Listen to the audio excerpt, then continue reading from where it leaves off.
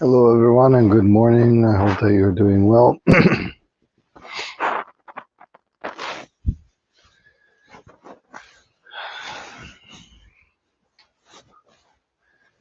How are you today?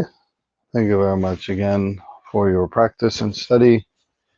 As we probably have learned, this is not easy. I've been doing this for a very long time. It's nice to be actually able to practice with Sangha, even though virtual. Sangha is Sangha, and share this practice with you. I've been studying meditation since about 16. Before that, I studied and made my own meditation, but actually, formally, about 15 or 16, I started studying meditation and practicing. So, and then becoming about 17, 18, becoming a monk, studying the very formal aspects of this. So, it's nice to be able to share with everyone because a lot of times this information is withheld. By different people wanting to make money off of meditation because of its popularity. But again, my uh, purpose as a practitioner is just to share with as many people as possible and share uh, and support each other's practice. So thank you again for joining today. Let's go ahead and begin, and then we'll talk a little bit about continuing on the idea of the right attitude, um, which is very essential to practice. So let's just do a little stretching. Off the microphone for a moment. Stretch. Do some usual stretching.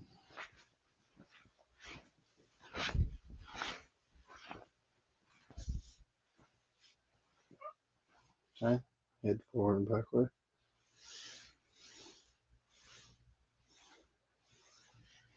That's all right. Towards this angle.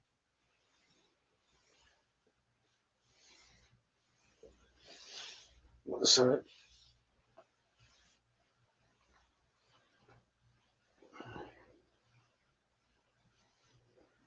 Good. Front to back.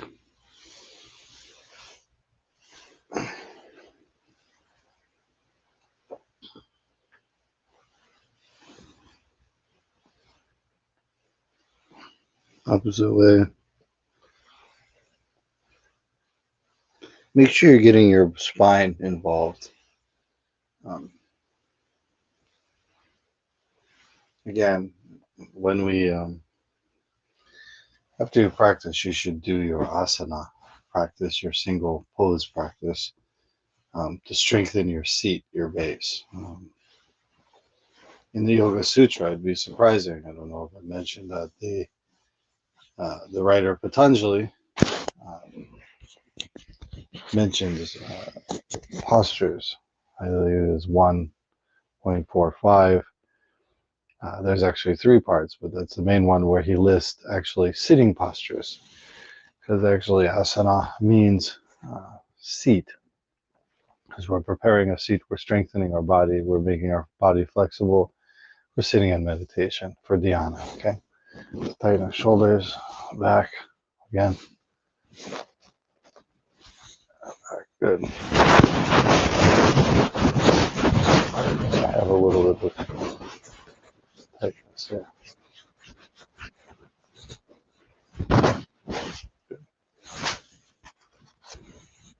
All right, let us go ahead and purify our breath with 3 breaths.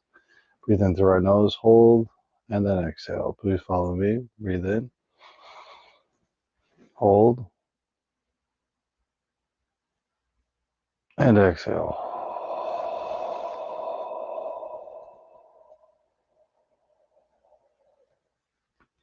Breathe in, hold,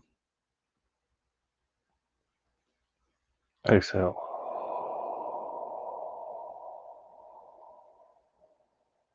Last one, breathe in, hold, and exhale. Good. Sit up straight. Hands hokai join. Tuck in your chin. Shoulder, ears over shoulders. Close your mouth gently. Tongue on the roof of your mouth. Eyes closed. And as we prepare ourselves, remember, we visualize ourselves as a stone anchor. And with the sound of the bell, let us enter Pratahara and Dana with the Odaimoku Namu Myoho Renge Kyo as we breathe.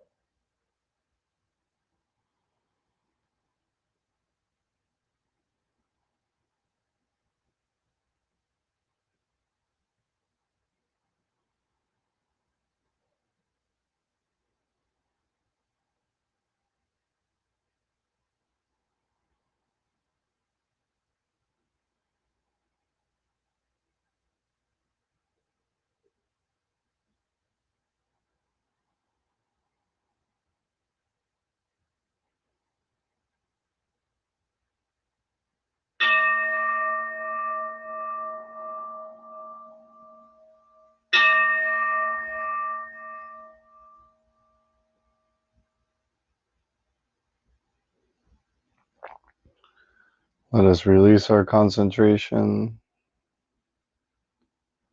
Come back to our body. Let us do one purifying breath. So breathing in, hold, and exhale.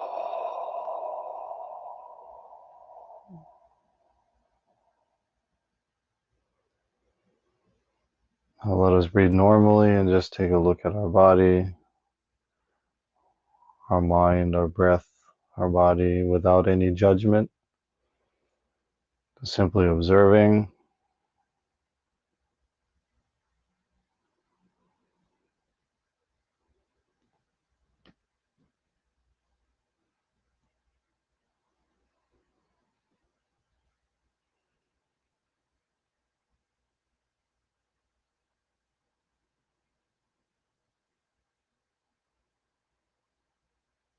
As we come back more to our body, our mind, feeling the outside, let us move our fingers, our toes, our body gently, rubbing our hands together. Please lower our eyes.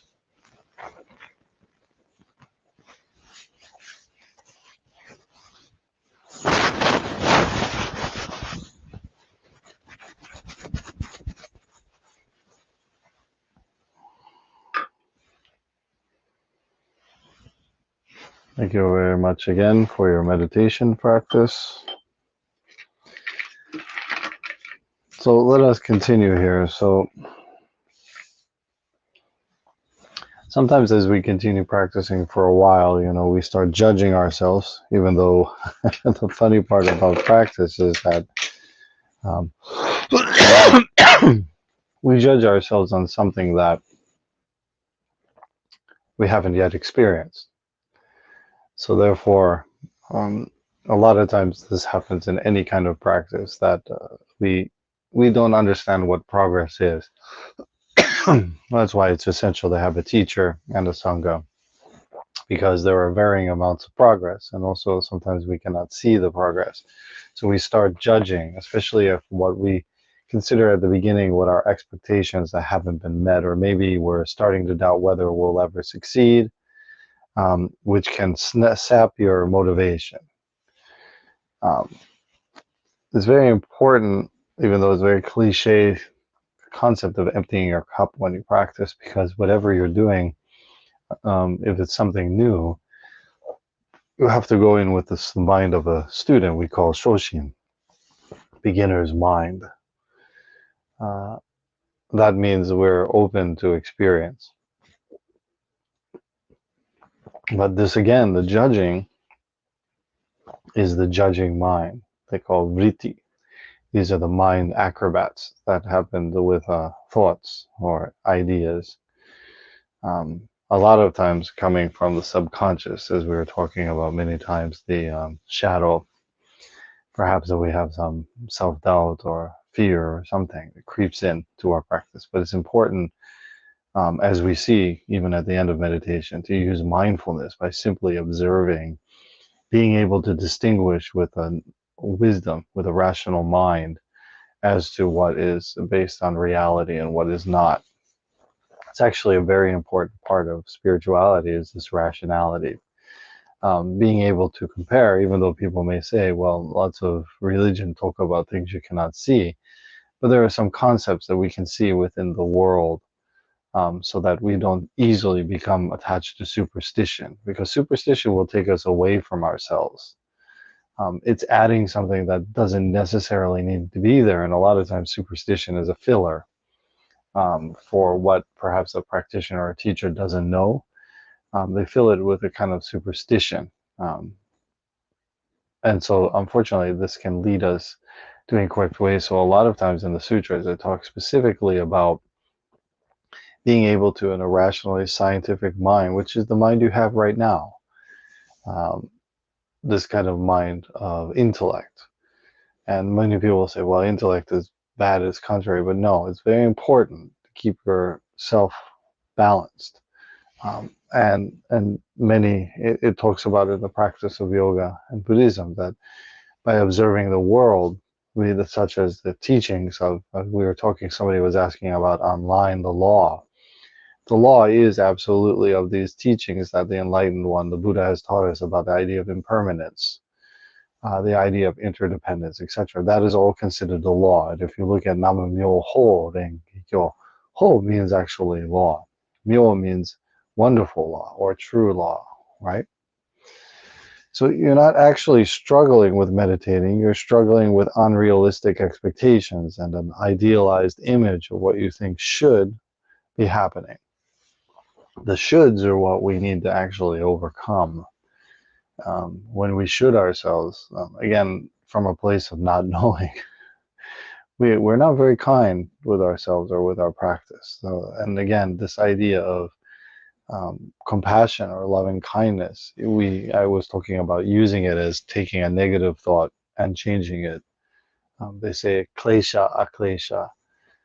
This is an obstruction. A klesha is an obstruction. When you add the a, it becomes a non-obstruction. So we can use our mind, to change that into a loving kindness thought. Same with us. Be loving, showing loving kindness to yourself is very essential. And this isn't a fluffy, nonsensical thing. Like, many people will think, oh, that sounds like nonsense. But no, being gentle with yourself, especially when you're learning, allows you to move forward without judgment on that. Because again, if you're thinking in a rational mindset, what judgment are you basing it on? For something you haven't experienced yet, something you're learning. As a result, it feels like you're forcing yourself to do something you think that you aren't very good at. If you believe those feelings, the ego, self, naturally wants to avoid blame, so it blames you instead. If you can convince yourself that you've been trying really hard, then the ego self doesn't feel guilty for not meeting its own self-imposed expectations. You can blame the teacher, the method, or concoct a story about how meditation isn't right for you. The real issue isn't that meditation takes too much effort or that something is innately wrong with you. It's judgment and expectations, which again, we see where judgment gets us. Now, in yoga, it talks about the discerning mind. Buddhism talks about the discriminating mind of knowing what is wisdom and what is not. But again, that comes with study practice, right? With experiential understanding. Most people just concoct based on what they interpret things to be. As we can see, probably you've experienced in your life, many people interpret things differently. Hence, there are many opinions, and those opinions then become conflicts or issues with people. Same with the idea of the concept of the divine. People love to debate and think, oh, I'm right, I know, etc. But none of us know about the divine as deeply as we should. The only way we can experience that is through our own self-practice. So that's why whenever I see someone practicing in any tradition, any path, I really admire them and respect them for that. Because again, they're seeking that higher nature of ourselves. Now, for someone to say, um, especially if they haven't had the insight or understanding, which I believe actually, when you have that, you understand the equanimity of all of these paths, right? And be able to see them for what they are and appreciate or respect them. But a lot of times the ego, again, has to differentiate itself from others. And as you can see how unkind it is to oneself because you're not living up to its expectations. So one of the actual ideas that we were talking about, changing this klesha, this obstruction to it, aklesha, means to change it, flip it on its head, okay, and say, I'm doing my best, and be gentle with yourself, and don't allow the ego to beat you up because you're not good enough or something like that. That is a very harsh judgment that is a lot of times based on not the correct information. And again, the reason why we practice meditation is that we realize the information coming in, how the uh, conceptualized self, right, which we would say is not the true self, and how the mind and all of that take this information and incorrectly um, interpret it. So, with the idea of this higher self, however you want to define it as such, we're able to see things clearer. Okay. So again, learn this technique. This is a very beginning technique, and it'll change, but it's essential to start where you're at. Um, and that means that first we see reality or matter, the gross aspect outside of ourselves as it is. Science can help us see this. And then we start to refine that more to the inner. Okay, that's what meditation is allowing us to do. And then at some point, we have to reconcile the two. Okay, because the mind will say that they're separate.